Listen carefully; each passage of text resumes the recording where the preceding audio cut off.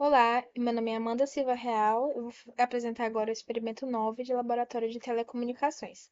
Primeiro, nós vamos importar as bibliotecas NP a NumPy com o apelido de NP, a Matplotlib com o apelido de PLT e a Scipy e também a Scipy Signal, que vai importar o Butter, o LFilter e de frequência, que são para fazer os filtros.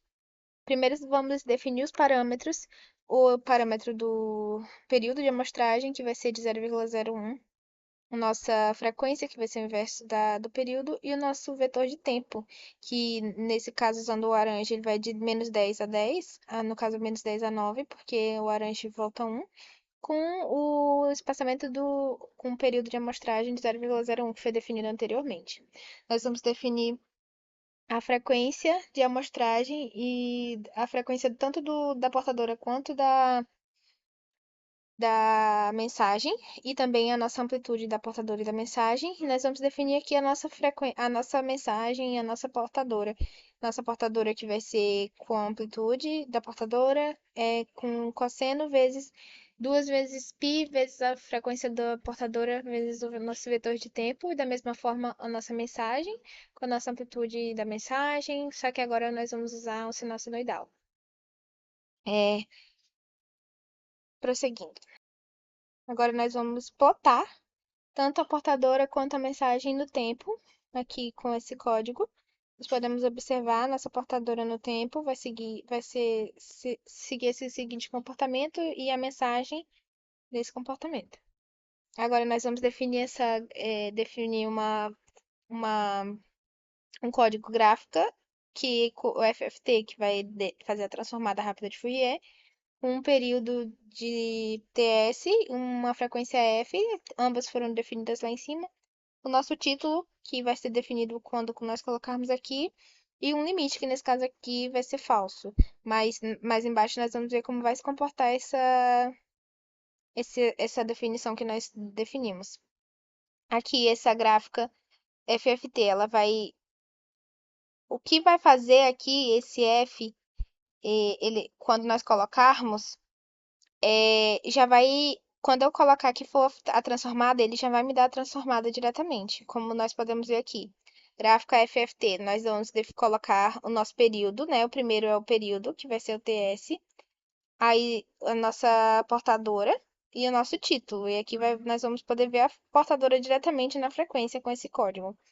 Aqui da mesma forma, agora utilizando o limite para que nós podemos observar como que ele se comporta.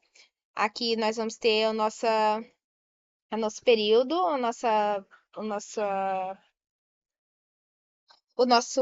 a portadora ou a mensagem, que no caso vai ser a transformada de Fourier diretamente. Quando colocarmos aqui, ela já vai dar pra gente a nossa transformada, o nosso título, que é o da portadora e da mensagem, e o limite, que os dois nós escolhemos o limite de menos 5 a 5.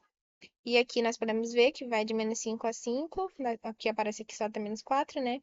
Mas é porque está falando de 2 em 2. Aqui o nosso título. E aqui a nossa portadora na frequência e a nossa mensagem na frequência.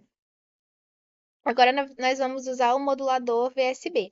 Nós vamos primeiro definir o nosso DSB conforme nos laboratórios anteriores, que é a nossa portadora vezes a mensagem. Vamos observar como que fica no tempo.